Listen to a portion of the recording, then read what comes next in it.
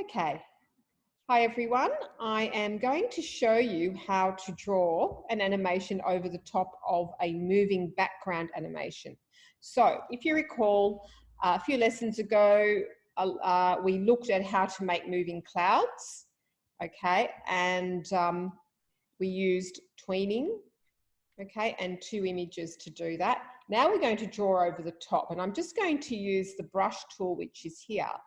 But before I do that, I need to make a new layer. Now this layer here is my video layer of the moving clouds. And this layer here, I just added on by simply going to layer, video layers, and then I went to new blank video layer and I clicked on that and it gave me a blank layer, and I can do whatever I want with that now. I can draw on it, and which is what I plan to do. So I've already started drawing on it, and before I start, I'm also going to make sure that I've enabled onion skins. That's important because the onion skins will let me see what the previous frame looks like, so I can draw something next to it or even trace it and add to it. So far I've done a few drawings, and as I go through them, you can see the ghostly image is the onion skin. When I export this as a video, you won't see the onion skins, of course, but they're just there as a guide. So I'm just clicking through each frame using this forward tool. And there we go. And now I'm just about ready to, this is just an onion skin, which means it's time for me to start drawing. So I'm just going to grab my brush and I'm going to start moving that ahead. So all I'm doing is really randomly drawing a very basic bird, and he's going to move across the sky. And there we go. And what I might do is I might just turn him into a person again. So you can just have fun with that. There's no theme. We're just exploring at the moment. Miss, can you turn it into anything, or does it need to be a person? Oh, it can be whatever what would you like me to, oh, you know what I'll turn it into? A flower. Okay. How's that? And I can start adding colour too. Actually, I might change the colour. You've just given me some new ideas. So you don't have to, oh, it's still black. You're welcome, Miss. Yeah, I think we all learn off each other. Let me just grab a different colour. I thought I did. Press OK. So you know how to change colours. Now I'm going to change this into, it's a bit transparent, isn't it?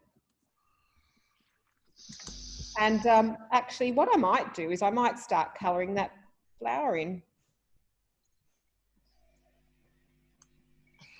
I don't know why it's quite transparent, isn't it? So I don't know why it's doing that. Okay, so it's given me an onion skin there. I might go back to black.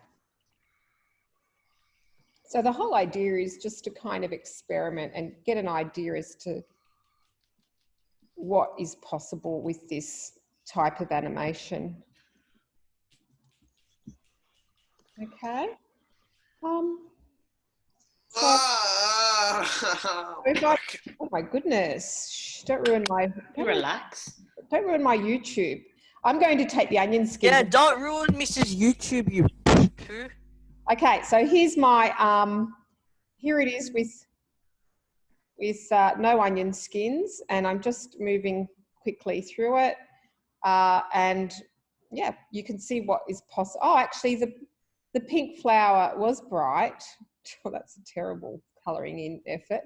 So you can see what's possible. Okay, guys, so now I'm going to show you how to add music to your file. All you need to do is go to your timeline, click on the music notes and add audio. So by now you should have downloaded something from Bensound, which is a website for downloading free music. Bensound, BENSOUND, has free downloads. Okay. I've already downloaded Bensound Memories MP3. I'm just going to open that, and it's going to put it on a different part of the timeline, the audio track section of the timeline. Now, it's a really long, it's about 3 minutes long, and my video is about 1 minute long, so it needs to be trimmed.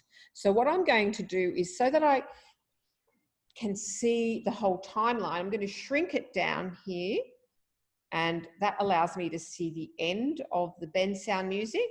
And I'm going to trim it by simply dragging it, and that will actually trim it for you. If you trim it too much and you want that music back, it's still there. You just simply drag it out. So even though it's trimmed, the music is still there for you. So now I have 3 layers on my timeline. I have the audio layer, I have the moving clouds video layer, and I have my layer where I put the bird that morphed into a man, that morphed into a flower layer. So pretty much you're now beginning to see how video animation works on other software. For instance, Animate CC is pretty much this, but a little bit more complexities, and allows you to do more. But you're on your way to becoming amazing animators. So that's the end of my video. Thanks for watching, and thank you for being really quiet for me. Okay, thanks. Okay, I forgot to add one more thing. How do we export this video? Obviously it's not a GIF, because GIF does not retain sound. It's going to be a video. So we're going to export it by rendering it. So we go File, Export, and we're going to go to Render Video. Okay, and this will turn it into an MP4. So this is now exporting my video. Let's have a look. Make sure you've got the right folder selected. So I've got it in my 9DT folder. I'm going to select Adobe Media Encoder. I don't want a Photoshop image sequence. I want the media encoder, which is just a video. This has already been had QuickTime selected for it from a previous video that I made with transparency. I've also got Alpha Channel selected. That's fine, it won't hurt to have that on. It's really good to know Alpha Channel, because if you have a transparent image, like a GIF with a transparent background, you can actually put that over the top of the video, and the background will stay transparent if you select Alpha Channel. If you don't, you'll end up with a black rectangle around it. So just bear in mind, that's what the Alpha Channel is for. But you also have to select straight unmatted. But you know, this is kind of advanced work. I'm just letting you know. Otherwise, you'll get like a black background. Then we just click render, and that will now turn it into an MP4, which we can put onto YouTube and then insert into our folio.